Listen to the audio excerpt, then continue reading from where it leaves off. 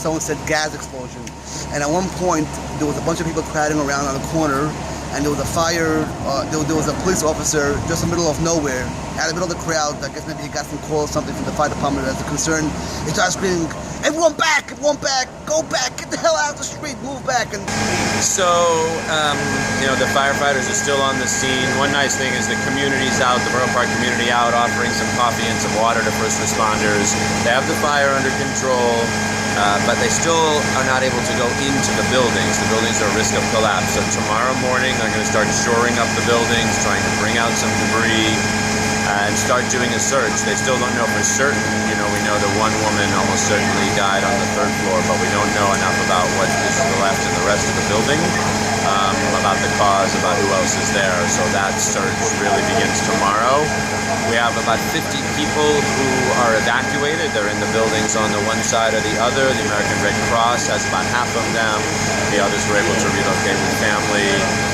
We understand that the man from Borough Park whose leg was injured by the debris is in surgery at Methodist Hospital right now, so we're praying for his safe recovery. And how are his kids? He was walking with his 2 sons? We don't think that it was a 33-year-old man with his 10-year-old son. We think the 10-year-old is fine. And then another 27-year-old man who we also think is fine. It's just the father that we had a fairly serious leg injury. We don't think he's at risk of his life, but his leg may be in bad shape, so we got to find out more from Methodist Hospital tomorrow morning. Okay. And you can see we still have many first responders out here from OEM, from the fire department, from NYPD. Captain Quick has been out here. It's his day off, but he's been out here all day. And he's working to try to do everything he can to shrink down the zone of disruption. Even though the block is closed off to traffic and pedestrians, except in those 5 buildings, everyone else was able to get back in their homes with an NYPD escort, and he's doing his best to make it possible for that grocery store to be open tomorrow and to shrink down the disruption. Obviously, one miracle here in this horrible tragedy is that if it hadn't been Shabbos, probably more people would have been on the street, would have been in the building, would have been killed. So at least we have some small blessing. But tomorrow, this is going to be a busy street again. The first thing is to go, is tomorrow to get in those buildings, to start shoring them up, close them up, to be working with the families in the adjacent buildings, be paying attention to what happened with the pedestrian, to see who's in there, if anyone else, if there are any other victims. And then it's a long road back for the building owners, for the business owners, for the residents, for their families, and for the survivors. So it's a long way to go. We got to learn more about what happened here. There's no reports of people smelling gas. There were people in the buildings right next door, and they said they didn't smell gas. So we don't know what the story is here. But look, after the explosion that took place in East Harlem, the city has done a lot more to let people know if you smell gas, you gotta call 911. Over the last year, 19,000 calls have come in, and we've prevented some fires and explosions that way. So absolutely, if you smell gas, you gotta call 911. We'll see what happens here, and if there's something that we need to pay attention to and make some changes, we'll pay attention. But for now, we're grieving the victims.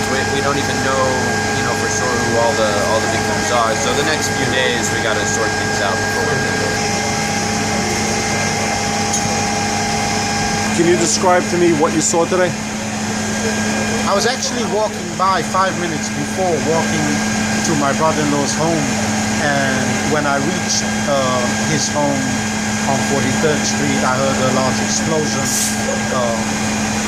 Not knowing what it is, turned myself around and saw smoke. What was your initial thought of what happened? Like, you heard a boom, and what came to your mind? Obviously, you see such a fire, what first comes to mind is it was a gas explosion, because we had 2 gas explosions in the past year in the city, and it looked the same. Obviously, I had no intel to tell that it was a gas explosion, but based on my initial reaction, that was seen as a gas explosion.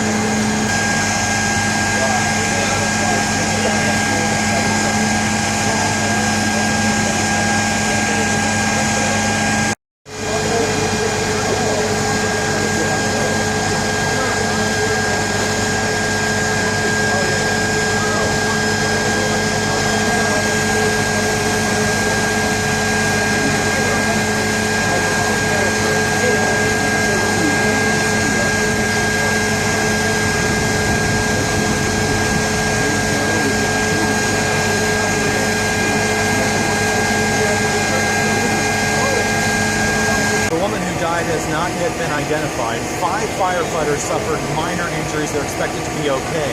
As for the 3 pedestrians, they're being treated at Methodist Hospital. We just learned from folks in the community that one who's in critical condition just got out of surgery.